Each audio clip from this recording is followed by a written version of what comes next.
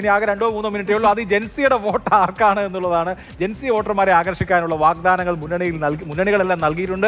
ഇത്തവണ കാണേണ്ടത് 5.5 ലക്ഷം പുതിയ വോട്ടർമാർ എന്ന് പറഞ്ഞാൽ ഫസ്റ്റ് ടൈം വോട്ടേഴ്സ് ഉണ്ടായിരുന്നു. അതുപോലെ തന്നെ 50 ലക്ഷത്തോളം യുവ വോട്ടർമാർ, 35 വയസ്സിന് താഴെയുള്ള വോട്ടർമാരുണ്ടായിരുന്നു. അപ്പോൾ അവരുടെ വോട്ട്, ജെൻസി വോട്ട്, ഇവിടെ രതീഷ് ജെൻസി വോട്ട് UDF അനുകൂലമാണ് അല്ലെങ്കിൽ അനുകൂലമാകും. ഞാൻ ഈ കുടുംബങ്ങളുമായി സ്ത്രീകളുമായി ചേർത്ത് കണക്ട് ചെയ്ത് കൂടിയാണ് പറഞ്ഞത്. അങ്ങനെ വിശ്വസിക്കുന്നു. നമുക്കിപ്പോൾ മുമ്പിലുള്ളൊരു ഡാറ്റ എന്ന് പറയുന്നത് പോളിന്റെ റിസൾട്ട് വന്നിട്ടില്ല, പക്ഷേ എക്സിറ്റ് പോൾ ആണ്. എക്സിറ്റ് പോളിൽ ഞാൻ കൗതുകകരമായി കണ്ടൊരു കാര്യം, ജെൻസി വോട്ടും അതുപോലെ തന്നെ യങ്സ്റ്റേഴ്സിന്റെ വോട്ടും വലിയ തോതിൽ മറ്റ് ഏജ് കാറ്റഗറികളെ താരതമ്യം ചെയ്താൽ വലിയ തോതിൽ UDFിലേക്ക് നാവിഗേറ്റ് ചെയ്യുന്നു എന്നുള്ളതാണ് ഒരു സൂചന. അങ്ങനെ ഉണ്ടായേക്കാമോ, അങ്ങനെ ഉണ്ടായിട്ടുണ്ടാകാമോ?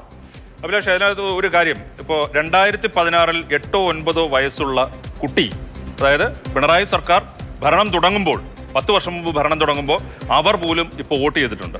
അവർക്കന്ന് എന്താണ് രാഷ്ട്രീയം, എന്താണ് തെരഞ്ഞെടുപ്പ്, എന്താണ് എന്നൊന്നും അറിയാത്ത കുട്ടികൾ. അപ്പോൾ അവർക്ക് ഈ കഴിഞ്ഞ 10 വർഷത്തിനിടയിൽ നോക്കുമ്പോൾ ഇതിനോട് ശരിക്കും പ്രതിപത്തി, ഇത് ഇങ്ങനെ തന്നെ തുടരേണ്ടതാണ് എന്നാണോ തോന്നുന്നത്, അതോ ഇതിലൊക്കെയും ഒരു മാറ്റം വേണം എന്നാണോ, പുതിയ കാലത്തിനനുസരിച്ച് മാറ്റം വേണം എന്നാണോ തോന്നുന്നത് എന്നുള്ളത് ഒരു കാര്യം. അതുപോലെ തന്നെ ഈ ആന്റി ഇൻകംബൻസി അല്ലെങ്കിൽ മാറ്റം വേണം എന്നുള്ള ചിന്ത കൂടുതൽ സ്വാധീനിക്കാൻ അല്ലെങ്കിൽ കൂടുതൽ ഉണ്ടാകാൻ സാധ്യതയുള്ള ഇത്തരക്കാരിലാണെന്നാണ് എനിക്ക് തോന്നുന്നത്. ആര്യയുടെ ഒരു പെട്ടെന്നുള്ള അഭിപ്രായം, നമുക്കത് നിർത്തണം. എനിക്ക് തോന്നുന്നു ജെൻസി വോട്ടർമാർ ഇപ്പൊ ഈ പറഞ്ഞതുപോലെ ഇത്രയും കാലം കണ്ട് പരിചയിച്ചതിലപ്പുറം എന്ത് ഞങ്ങൾക്ക് ലഭിക്കാനാകും എന്നുള്ളൊരു കാര്യം അവർ ചിന്തിച്ചിട്ടുണ്ടാകാം.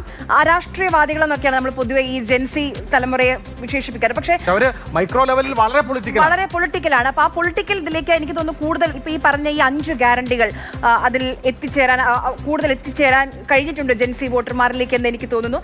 ഈ കൂടുതൽ നേതാക്കൾക്ക്, UDFിലെ കൂടുതൽ നേതാക്കൾക്ക് ജെൻസി വോട്ടർമാരെ ആകർഷിക്കാൻ കഴിയുന്ന തരത്തിൽ സംസാരിക്കും. റീൽ രാഷ്ട്രീയത്തിന്റെ ഒക്കെ കാലമാണല്ലോ, അവരിലേക്ക് കൂടുതൽ എത്താൻ കഴിഞ്ഞു എന്ന് തോന്നുന്നു. വാഹനങ്ങളിൽ മോഡിഫിക്കേഷൻ വരുന്നത് നിയമപരമാക്കും എന്നുള്ള വാഗ്ദാനം പോലും പ്രചാരണത്തിന്റെ പീക്ക് ടൈമിൽ. ശരി, കൂടുതൽ നല്ല ഷർട്ട് ഇട്ടിട്ടുള്ളത് യൂത്ത് കോൺഗ്രസ് നേതാക്കളാണ്. എനിക്കറിയില്ല, ഞാൻ ചോദിക്കാണ്, അതെനിക്കറിയില്ല. ലിൻഡോ ജോസഫ് ഇടുന്ന ഷർട്ടിന്റെ കളർ നല്ലതല്ലേ? എന്തായാലും നമുക്ക് നാളെ ഇതിന് ബാക്കി കാര്യങ്ങൾ ചർച്ച ചെയ്യാം. എല്ലാം പെട്ടിയിലായ വോട്ടിനെ കുറിച്ചാണ്.